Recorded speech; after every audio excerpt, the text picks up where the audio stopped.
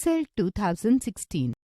Excel is also known as electronic spreadsheet. A spreadsheet can be defined as text and numbers that have been organized in rows and columns. Features of Excel 2016. Excel has several features. Some of them are given below. Excel has built-in formulas and functions to do calculations. The data can be formatted in many ways to change the look of the spreadsheet. When we make a change at one place in a worksheet, the entire spreadsheet is automatically recalculated. It is very easy to search and replace figures in a spreadsheet with just one command.